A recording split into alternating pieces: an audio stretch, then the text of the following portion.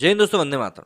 Cricket के गलियारों में पिछले 1-1.5 महीने से बीसीसीआई और कोहली को लेकर लगातार नई नई बातें निकलकर सामने आ रही हैं। विराट कोहली जैसे ही उन्होंने टेस्ट की कप्तानी से अपना इस्तीफा दिया, उसके बाद सौरव गांगुली और बीसीसीआई काफी ज्यादा आलोचना का सामना करने लगे। कहीं ना कहीं ये आरोप भी लगाया गया कि सौरव गांगुली के कारण अब इस खेल में पॉलिटिक्स घुस गई है।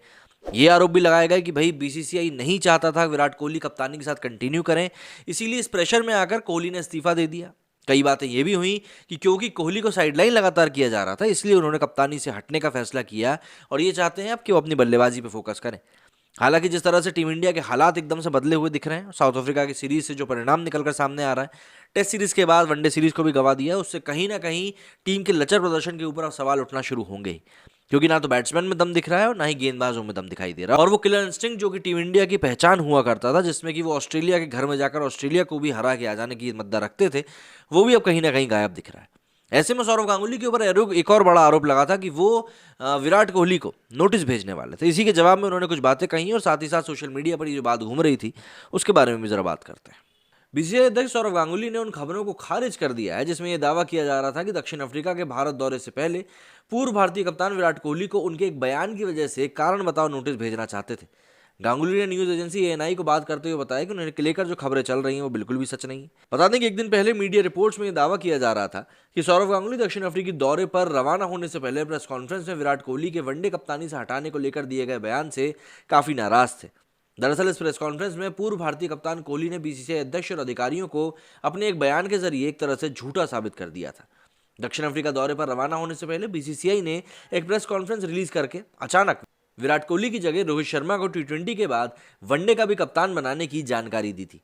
तब इस पर गांगुली ने कहा था कि बीसीसीआई और सिलेक्टर्स ने मिलकर यह फैसला लिया है।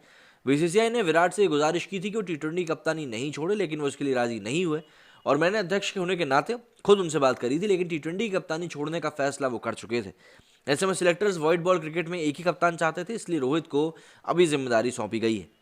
सौरव गांगुली के इस बयान को विराट कोहली ने दक्षिण अफ्रीकी दौरे पर रवाना होने से पहले हुई प्रेस कॉन्फ्रेंस में एक तरह से ये कहते हुए झूठा साबित कर दिया था कि उनसे किसी बोर्ड अधिकारी ने टी20 टीम की कप्तानी छोड़ने की बात नहीं करी थी।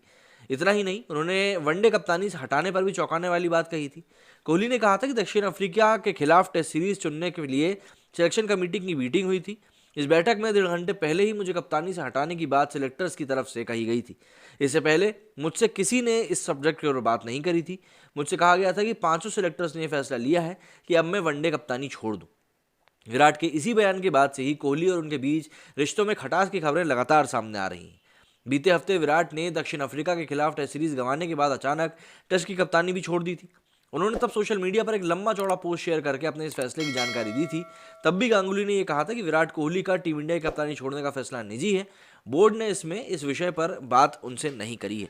आपको याद दिला दूं कि सौरव गांगुली ने एक बयान में यह भी कहा था कि विराट कोहली का जो भी कोई मैटर है उसको बीसीसीआई अपने लेवल पर निपट लेगा, इसके बारे में बाहरी लोगों को चिंता करने की जरूरत नहीं है। अब देखिए जो बातें हैं वो मतलब एक कहावत है ना कि बिना आग के धुआं नहीं उठता, कुछ वैसी ही बातें इस समय मार्केट सर्किल में भी चल रही हैं।